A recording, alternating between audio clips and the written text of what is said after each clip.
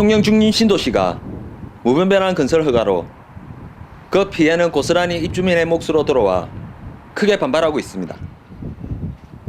10년도 안 돼 교통, 주거, 교육 등 최초 도시 계획과는 확연히 다른 모습으로 중림이 변하고 있기 때문입니다.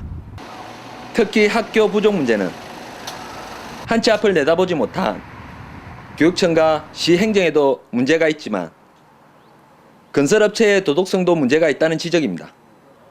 이처럼 학교 부족 사태는 중림 지역 인구가 급증한 탓도 있지만 300가구 이상 아파트 단지만 학교 용지 부담금을 내야 하는 규정을 건설업체들이 교묘히 악용해 300가구 밑으로 아파트 단지를 만들었기 때문입니다.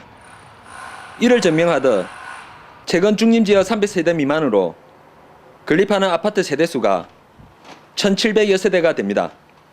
학교 용지 확보 등에 관한 특례법을 교묘하게 악용하여 건축 허가를 내다 보니 그에 따른 기반 시설이 턱없이 부족한 것으로 나타났습니다. 당초 세워질 중학교 부지마저 용도 변경하여 초등학교 건립 예정 중에 있지만 정작 필요한 중학교 부지에 대해서는 아무런 대책이 없어 지역 주민들이 크게 반발하고 있습니다. 학교를 하나 더 짓는다고 해도 초등학교 부지를 뭐 마련해 놓다고 해도 중학교는 또 어떡할 거예요? 중학교 갈 때 또 옮겨가야 돼요, 이사를. 그렇게 되면은 애 학교 따라서 여기 가야 되고 저기 가야 되고. 시에서는 무턱대고 건설업체에 뭐 허가를 무턱대고 내줄 것이 아니라 지금 앞으로 일어나는 거에 대해서 지금 뭐 학교라든지 이 주민들이 살 때 주위 환경이라든지 감안하셔서 허가를 내주셨으면 합니다.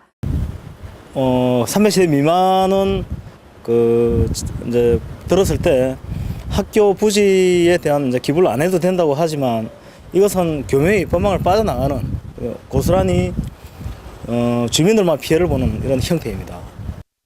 이 같은 일들은 미리 예측된 문제였습니다.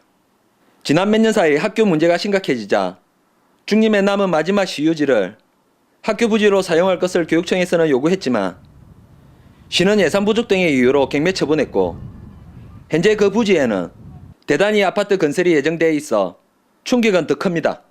아파트 300세대 이상의 경우에는 학교 용지 조성 관련하여 통영교육지원청과 충분히 협의를 한 후 허가를 내주고 있고 300세대 미만인 경우에도 관련법에 갖고 특별한 제재사항은 없지만은 우리 시에서는 통영교육지원청과 충분히 협의한 갖고 건축 허가를 처리하고 있습니다. 그리고 앞으로도 계속적으로 건설사 및 통영교육지원청과 충분히 기반시설 등을 협의한 후 허가를 처리하겠습니다. 주민들은 초등학교 문제가 해결되자마자 대단히 아파트 건설이 추진되는 것도 불만입니다.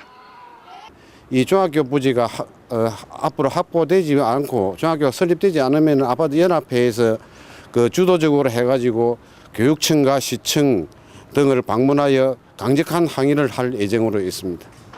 건설사에서 기본적인 기반 시설을 마련함에도 불구하고 기업의 이익만을 생각하다 보니 주민들의 불편함을 전혀 고려하지 않았기 때문입니다.